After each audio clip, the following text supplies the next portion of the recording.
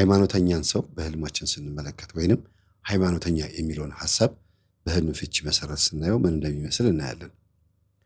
ነጠላ የለበሰ ወይንም መነኩሴ ወይንም ካህን ወይንም መንፈሳዊ ሰዎችን ማየት ጥሩ ነው። ግን ስለ ራስህና ስለ ሃይማኖትህ የረሳኸው ጉዳይ ስላለ ጊዜ ሰጥተህ ትንሽ ጸልይበት ማለትም ነው። ምክንያቱም ውስጥህ ብቸኝነት ስለሚሰማህና ከመንፈሳዊት የራቅ መስሎ ስለሚሰማህ ነው ይሄን የምታየው። ውስጥህን ፈትሽ። ሃይማኖትን መካድ ድህነት ነው ወይንም ሃይማኖትህን የረሳህበት አንድ ባዕድ ነገር ስለተቀላቀልክ ይህንን ያየኸውን ህብረት ተቀላቀል ስለሚሻልም ወደዚህ ተመለስ ማለትም ነው። ይህንን ዘፍጥረት ምዕራፍ 32 ቁጥር 26 እስከ 32 ድረስ ያለውን እናያለን።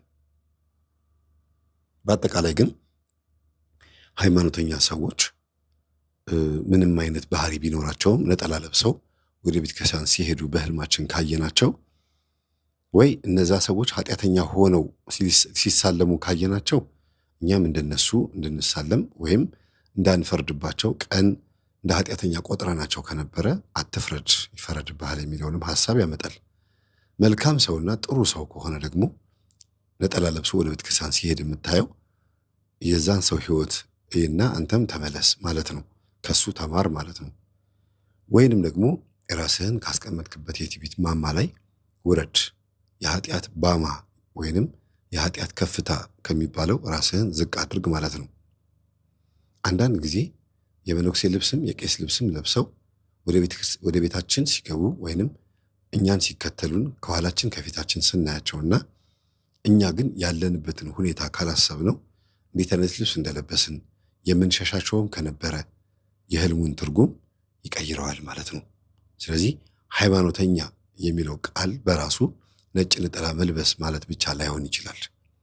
ለምሳሌ አንድ የቅዱስ ሚካኤልን ዝክር የሚያዘክር የዋህና ምስኪን የሆነ ሰው በሰፈር ውስጥ የምታውቁት ካለ እና በህልማችሁ መጥቶ ይሄ ሰው በር ሲያንኳኳና የሚበላ ዳቦ ከሰጣችሁ ዝክር ኑና ቀመሱ ማለት አይደለም ትርጉሙ። ቅዱስ ሚካኤል በቤታችሁ በረከት ሊያመጣ ስለሆነ ጸልዩ ወይንም የጸለይከው ጸሎት ተሰምቷል ማለት ነው። ቅዱስ ሚካኤል በሚወደው ሰው በኩል መጥቶ አንተ ቤት በር ስላንኳኳ የሚገለጥበት መንገድ ነው። ይህንንም ዕብራውያን ምዕራፍ 1 ቁጥር 14 ላይ ያለውን ሐሳብ ያሳየናል። መላእክቶች እኛን ያግዛሉ፣ ይላካሉ፣ ያገለግላሉ። ግን እንዴት አድርገው? አንዱ የሚያግዙበት የሚላኩበትና የሚያገለግሉበት መንገድ ህልም ነው። በህልማችን ስለ ሀብት ማየት ወይንም ስለ ሀብት ማለም ምን እንደሚመስል ትርጉሙ እናያለን። አንድ ሰው ሀብቱን በተደጋጋሚ ካየው ስለ ገንዘቡ ምንጭ ሊያስብበት ይገባል ማለት ነው። ሀብት ማለት በመጀመሪያ ገንዘብ ብቻ አይደለም፣ ወይም ቤት ንብረት ወይም እህል ወይም ሌሎች መኪናዎች ብቻ አይደለም። እውቀትም ሀብት ነው። ከእግዚአብሔር የሚሰጠንም ጸጋ ሀብት ነው። እንደ ሀብት የቆጠርከው ያ ንብረት በሌሎች ደምና እንባ የተገኘ እንዳይሆን ፍራ። ከሆነም ንስሐ ግባ። ብዙ ቅራኔ ያለበት ትኩረት የሚያሻው ኑሮ ነው ያለህ። ያ ያለኝ የምትለው ነገር ምን እንደሆነ መርምር ማለትም ነው። ሀብትህን በተደጋጋሚ ካየኸው በህልም ሀብታም መሆን ማለት በትክክለኛው ህይወትህ ያለህን ፍላጎት ቢያሳይም ያን ሆኖ በህልም ማየት ግን በአቋራጭ መንገድ ተጠቅመህ ሊያስከብርህ የሚችል አንድ አፋጣኝ ምኞት ውስጥ ስለሆንክ በዙሪያ ያሉትን አስብ። ቅሬታ የሚያስነሳ ነገር ወይንም ለብቻ መክበር ማለትን በግፍ የመቀጣት ነገርንም እንዳትረሳ።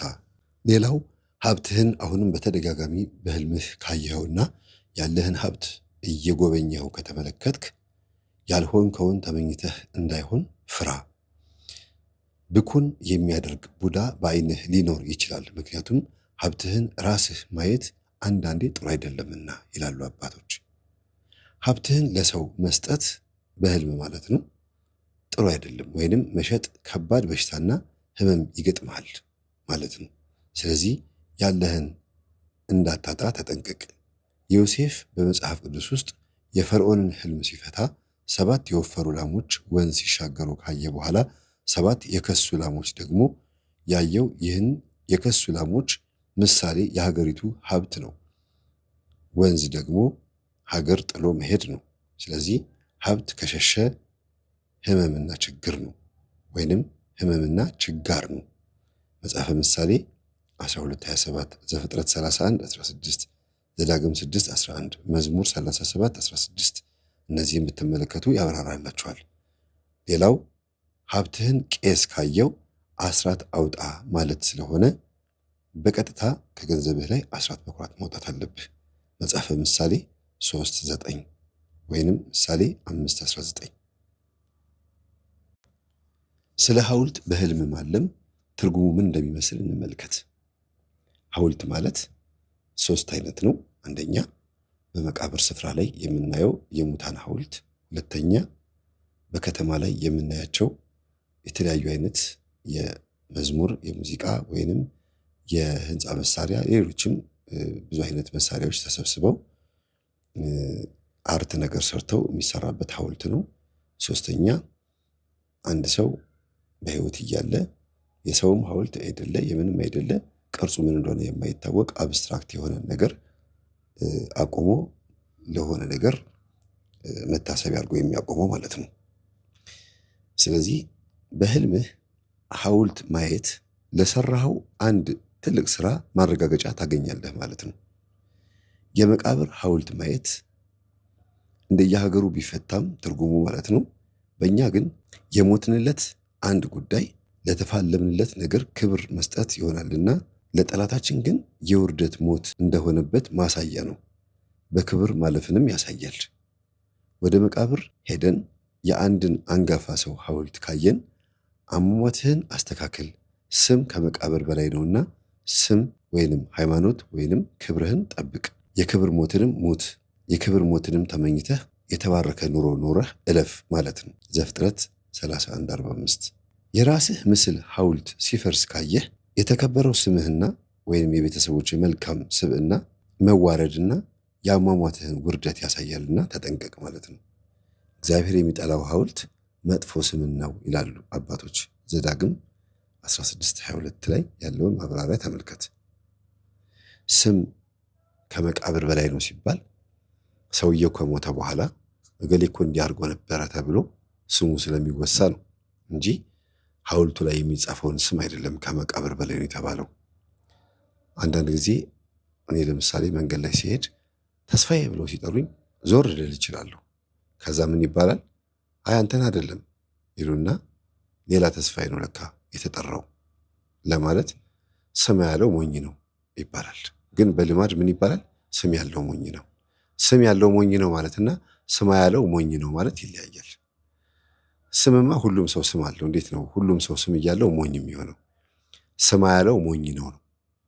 ሁለት ተስፋዬዎች አንድ ቦታ ላይ ተቀምጠው ተስፋዬ ሲባል ሁለቱም ከዞሩ የተጠራው ሰው ነው አቤት ማለት የሚገባው። ግን ስሙ የኔም ስለሆነ ፊቴን ሳዞር አይ አንተን አይደለም፣ አይ ባይሰማ ኖሮ እኮ እንደዚህ አይዞርም ነበረ ለማለት ስም ያለው ሞኝ ነው ይባላል። ሐውልትም ልክ እንደዛ ነው።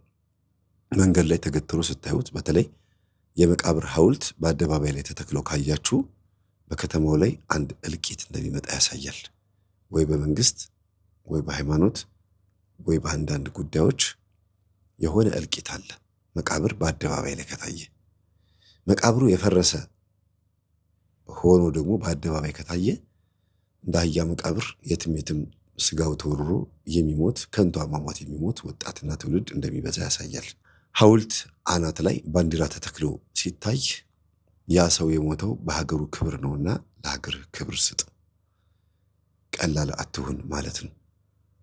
ሐውልት የሚያፈርሰው ሕፃን ልጅ ከሆነ መንፈስ ቅዱስ በዚህ ምድር ላይ ያለውን አጋንንታዊ አሰራር ወይም ሞትን ከኛ ህይወት ላይ እንደሚያስወግድ፣ በተለይም አንተ ከሆንክ ያየኸው ወይም አንቺ ከሆንሽ ያየሽው በእናንተ ቤት ውስጥ ያለውን የሙታንን መንፈስ ወይም ደግሞ የሞትን ኃይል ሰብሮ የሚያድናቸው ሰዎች እንዳሉ ያሳያል።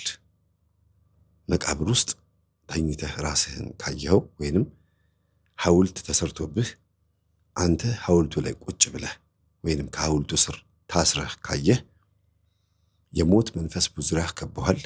ሰዎች እንደፈለጉ እየበሉ እየጠጡ እየተንቀሳቀሱ፣ አንተ ግን በአጉል አስተሳሰብህና አይምሮህን ባለማሰራትህ ምክንያት በቁም እየሞትክ ሆነሃል። ሰዎች አንተን እያዩ ቢደነቁም ሐውልት ማለት መደነቂያ ማለት ስለሆነ ማለት ነው። አንተን እያዩ ቢደነቁም ያ መደነቂያ ግን ላንተ አልጠቀምህም።